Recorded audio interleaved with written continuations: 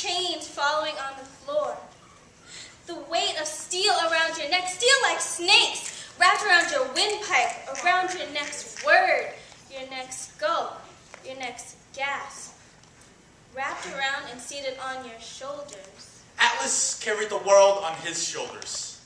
But I'm just trying to keep my head on mine.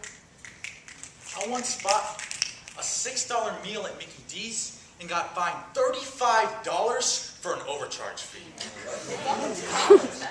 I am that cereal with water for breakfast, ramen for lunch, and pizza rolls for dinner kind of college kid. All right.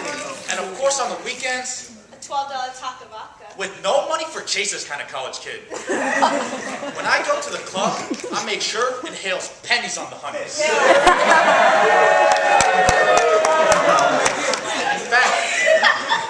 In fact, I am the dude who shoots a hooker you just screwed in a pirated copy of GTA so you can get your money back with interest. That kind of college kid.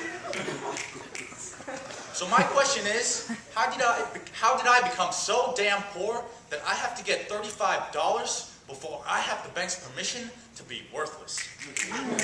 When did I leave so little cash in the bank that I have to pay to use my own money?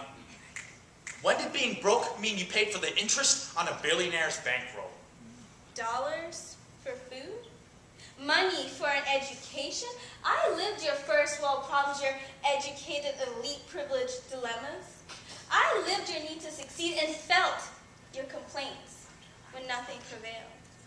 I lived blindly, spending on each card, giving parts of my soul for luxury and necessity.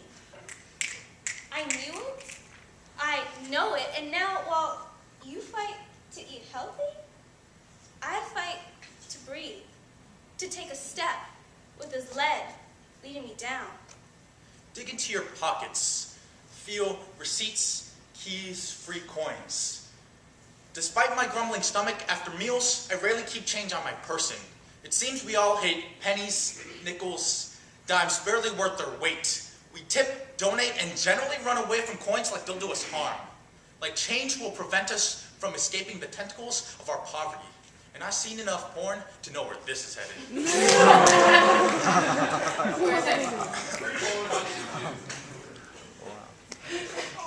I've seen enough porn just to know where this is headed. You got this, Paul. You got this. Come on, Rudolph, Trey, you got it.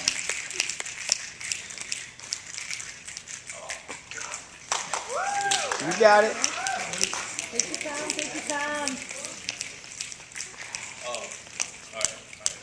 But the truth is,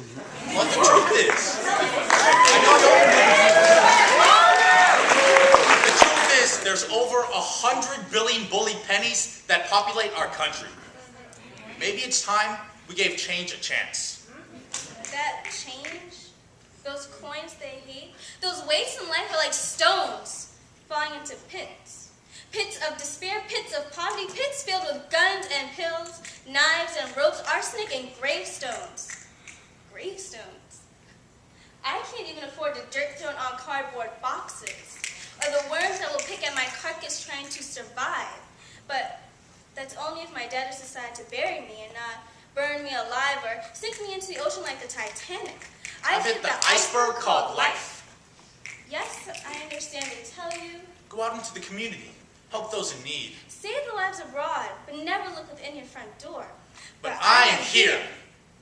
I can't spare the money to eat because this tapeworm called responsibility is sucking the change out of my purse and the life out of my corpse. In much the same way I shy away from damn fine dimes, the rich turn up their nose and blame, shame, and maim the poor.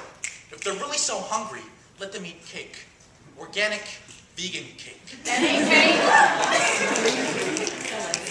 But in a country where the whips of debt and deficit drive the despondent denizens to valuation, the designated method to decrease your debts is to drown another in theirs. So when they ask why they can't just find jobs like you did, become self-made. Go to college. Cough up the couple hundred G's. Remember who you're talking to. They're the same sacrificial scapegoats whose souls were sold solely for the sake of your success. But hey, Why weigh down wealthy pockets with change? But if living means so much, why do they keep us locked in chains of debt? Keep us in the undertow of an ever-growing river of worries. Yanking at our chains to fill their pockets. With all that we have left.